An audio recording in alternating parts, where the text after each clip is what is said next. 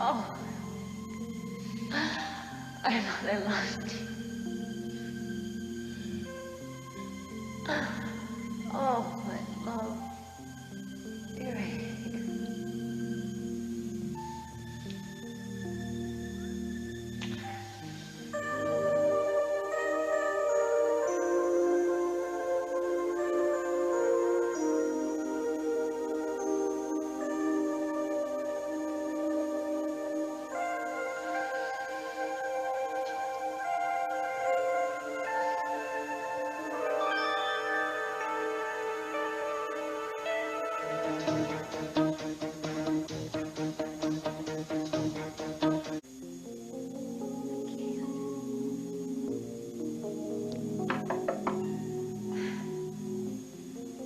Who is it?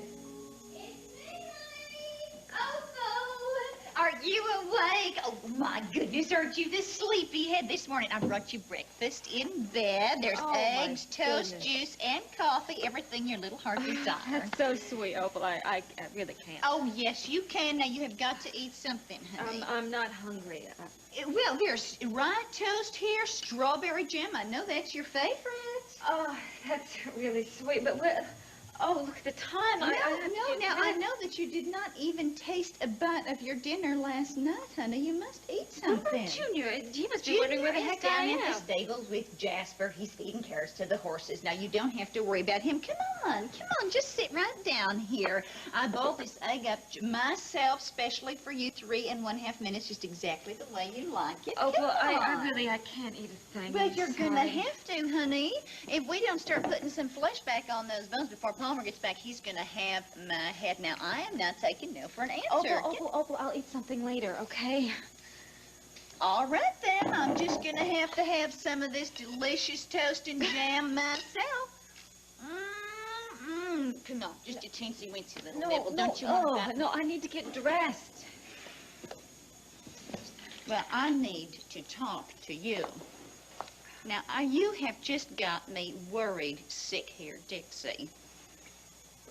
Ever since Craig moved out of this house, you have just been moping around like some shadow of your former self. Well, that's silly. No, it is not. You don't laugh anymore. You don't even smile. You don't show any interest in anything except that son of yours. Well, if I'm depressed at all lately, it's certainly not because of Craig. Oh, no? No, his moving out has absolutely nothing to do with how I feel. Then what does, honey? Nothing. Dixie, come on. All right, if you must know, I've been thinking about Tad a lot, that's all. Well, could I say something to you about that? Oh, well, you've already said just about everything there is to say on the subject, and then some. Well, I'm sorry, but you know, it's not easy for me to just sit here and keep my tongue when you are so miserable. I love you very, very much, honey. You're as dear to me as my own daughter was, and if Jenny was here right now going through what you're going through, I would say the same thing to her. What's that? Life is hard. There's a whole slew of mountains out there, and just when you climb to the top of one of them, more often than not, all you're going to see is just another darn peak even higher than the last. So you just got to start climbing all over again. Do you know what I'm saying? No. There's only one thing in life that makes all of that struggling worthwhile.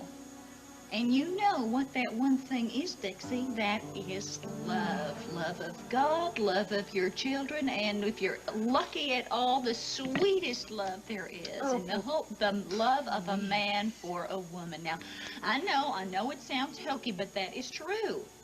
Now, you love Craig. He loves you. So all I'm trying to say is don't push him away, honey. I can't believe that you are saying this, you know? You want me to forget about your son? You want me to forget about Tad? The most important thing in the world to me? That's not what I'm saying. Well, I mean, you know, I'm not going to forget him. I'm not going to stop loving him just if everybody else does. I'm not. All right. Okay. You're not ready to listen. I will never be ready to listen to that. Dixie. Now, look, if you don't mind, I would just like to get dressed. And thank you for bringing up the tray. All right, but honey... No, just leave me alone.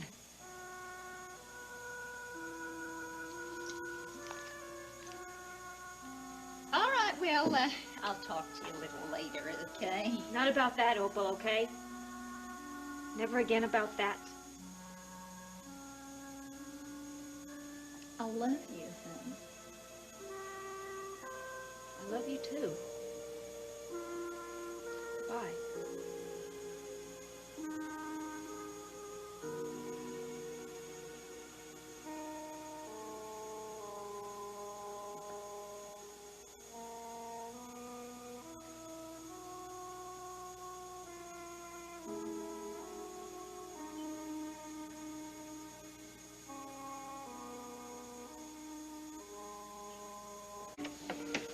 Your brother's in conference with Mr. Simon, but he should be back fairly shortly. Thanks, Sally. Sure I can't get you some coffee? No, I'll just wait here for my brother. He'll be back soon. Thanks a lot.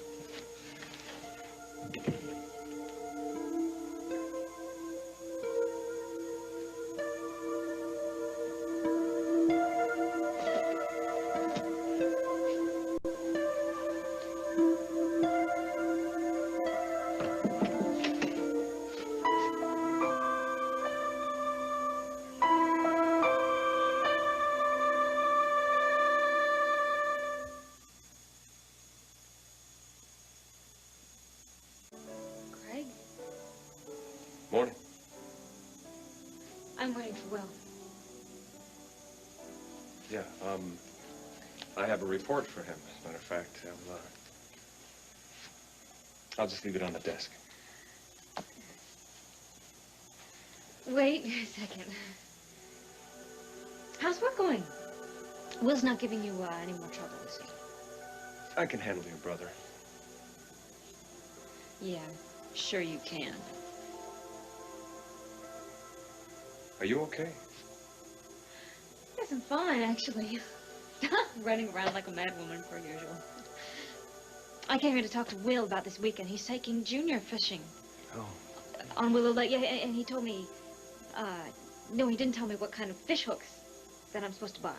So, I came to ask him maybe to have lunch, and I didn't think I'd run into you. Well, I'm glad you're okay. I'm fine, how are you? How's your new apartment? It's okay. A little small, but efficient. I'm fine, too. I'm glad. Dixie. Will, I brought that report that you wanted. It's on the desk. Nice to see you again, Dixie. I'll be in my office if you need me.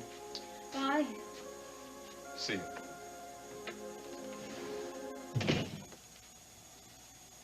What's going on? Sally didn't tell you. I came over to have lunch with you, and then I remembered that Myra and Opal are planning a homecoming party, and I said that I would help for Uncle Palmer. Mm-hmm. And then well, we thought it would be a family celebration, you know. I meant what's going on with Craig. Nothing. We were just talking. About what? Nothing. Kiddo. Nothing. Listen. I have to go. Talk to you later.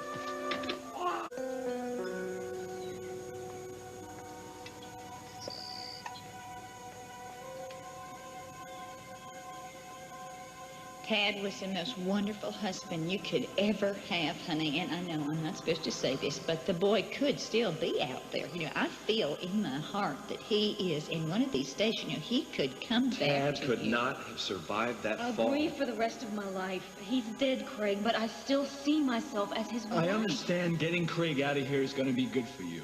It's too soon, that's all. You're not over The Tad. Tad I knew wouldn't want you watching life from the sidelines. He'd want you out there again, loving and sharing with a man who loved you as much as he did.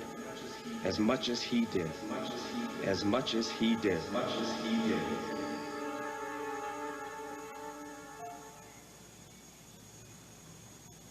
Where do I go?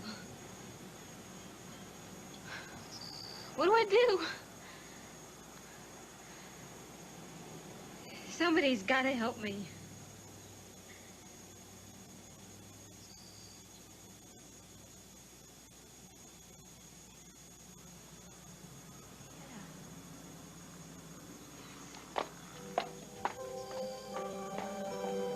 But this is not my day, is it? Oh, Dixie. Hi. I'm sorry to come by without any notice, but, I need to talk to you. Can I come in? Yeah, of course, sure. Thanks. Hi, Jamie.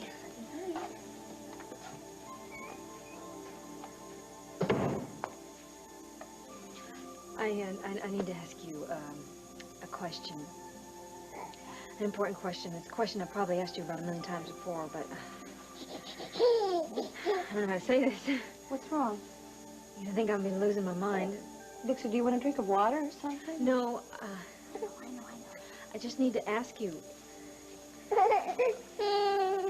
Do you think that there's any chance, that there is any possibility?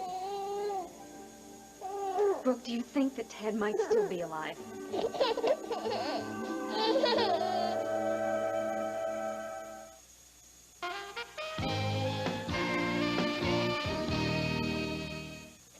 Dixie, if he were alive, we would have heard from him, wouldn't we?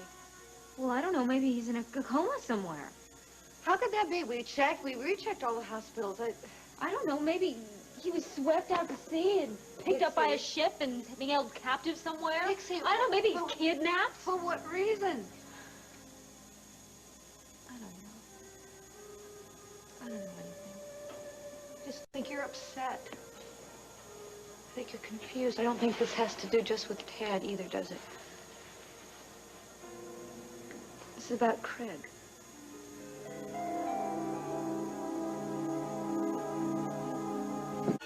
Tell me why it is everybody keeps trying to shove Craig down my throat.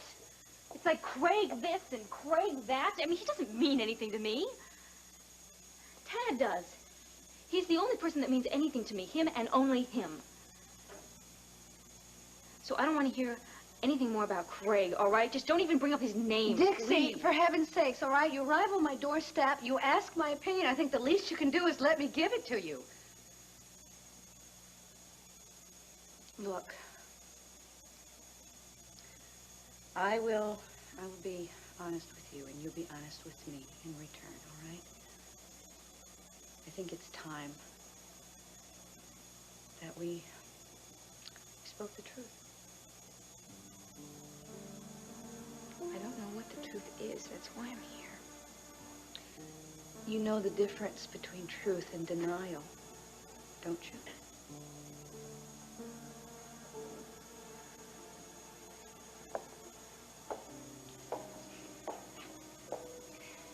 Dixie, do you love him? Yes. You love Craig. Good. For the record, I think he's a great guy, and I think that you deserve some happiness.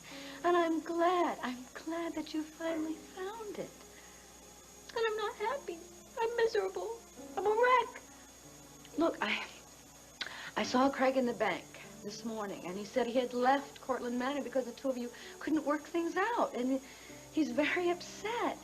So am I. Listen, Dixie, you know, as difficult as this may be, if you're setting up roadblocks with this man because in some way you think that Ted is going to come back someday, you're just not being fair. You're not being fair to him, and you're not being fair to yourself. You don't understand. Ted is gone, all right? He's gone, and he wouldn't want you to mourn. He'd want you to be free to love somebody again. I know. That's the problem. I don't think Tad is coming back. Not ever. So then why are you pushing Craig away? Why? Because I just can't, all Why? right? Why do you think that you can't love somebody again? I can't discuss this with you, all right? I have to go. Dixie, please, all right? I care so much about you, okay? And I just want you to be okay. Nobody understands. Please, come on. Please tell me. Just tell me. What is it? Dixie, please tell me. All right, tell me what you're feeling.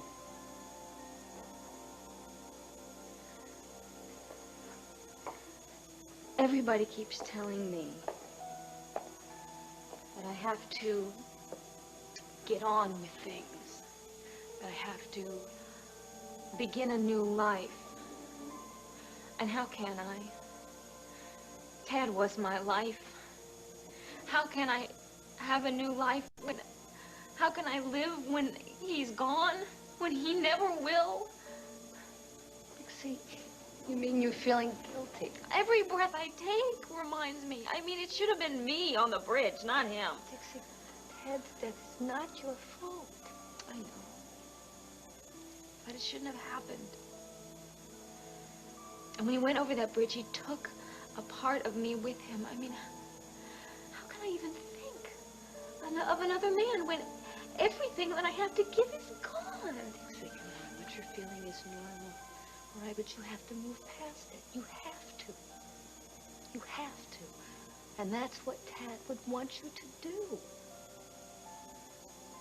Look, you loved him, didn't you? Yes, I loved him very deeply.